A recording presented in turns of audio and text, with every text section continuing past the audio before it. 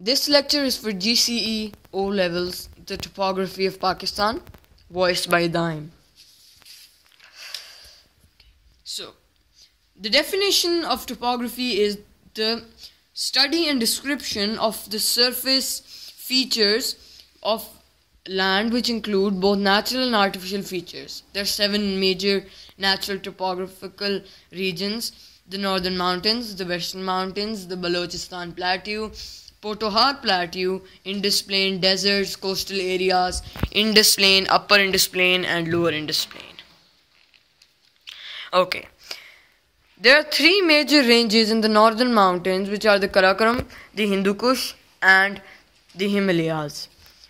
The Karakoram is bounded on northeast by the edge of the Tibetan Plateau and on north by the Wakhan Corridor and the Pamir Mountains.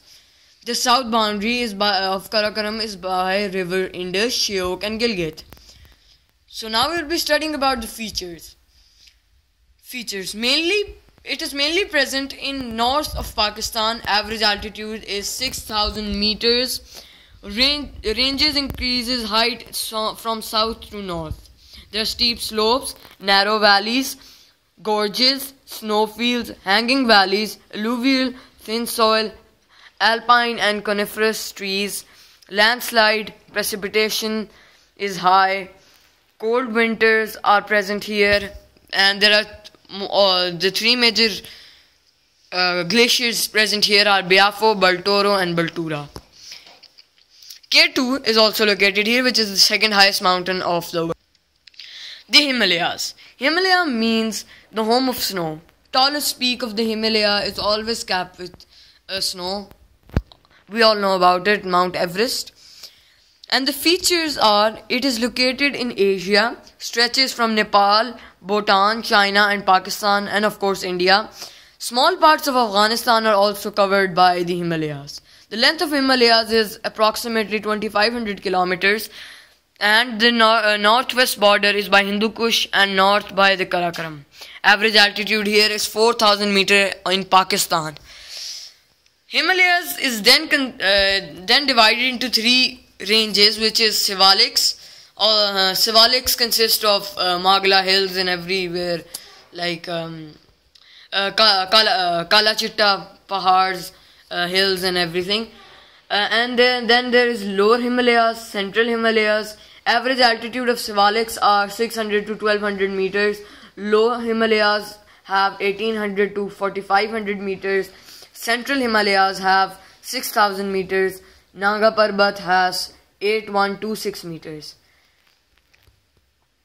Naga Parbat is also part of the Himalayas, and it's the highest peak of Himalaya. And now we'll study about the economical importance of the Himalayas.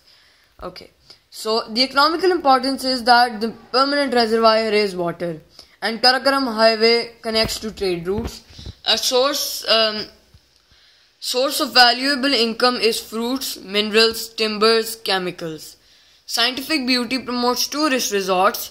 That means it provides income to the people living there. Physical importance is that high mountains protect Pakistan from cold winds. Drainage features. Drainage features of the northern mountains is dominated by rivers, streams, lakes. Important perennial rivers are Indus, Shyok, Hunza, Gilgit.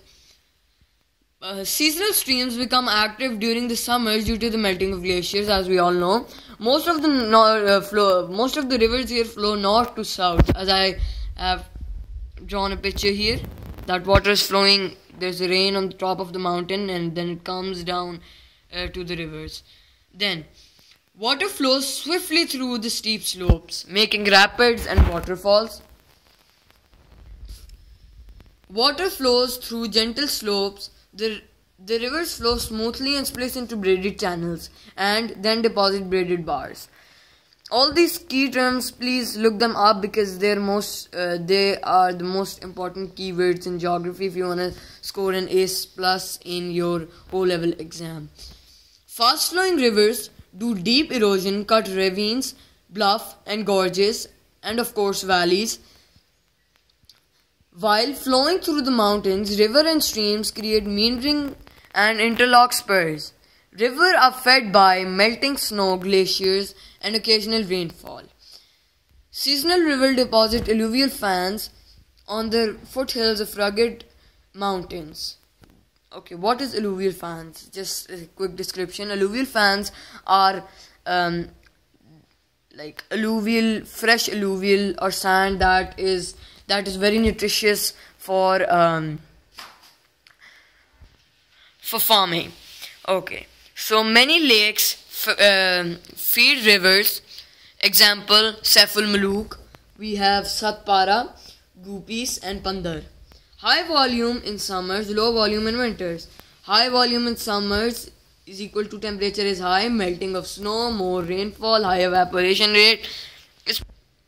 People in the northern mountains face great difficulties as there are limited economical activities and less developed areas in the northern mountains as people follow the traditional ways. Infrastructure is less developed because of the mountainous terrain. Means of communication are poor, like roads are only connected to Murree, Kaghan, Naran, Gilgit, Hunza, Skardu and Swat. School and hospitals are very limited. Availability of water is limited. There is no supply of water, hence people rely on streams. As there is little economical development, therefore employment rate is high.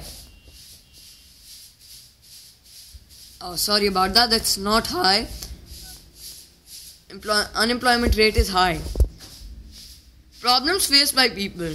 Farming is difficult due to cold climate. People are to live indoors because of the cold climate. Soil is thin and stony. Lack of development due to inaccessibility. Roads and paths are blocked due to landsliding. Advantages and disadvantages of tourism in the northern mountains. Advantages are increase in income, increase in local infrastructure, maintenance of local environment, preservation of local culture, opportunities of development. Disadvantages are cost of development, loss of local culture, clearing of land may not be successful because foreign people do not visit very often in the northern mountains due to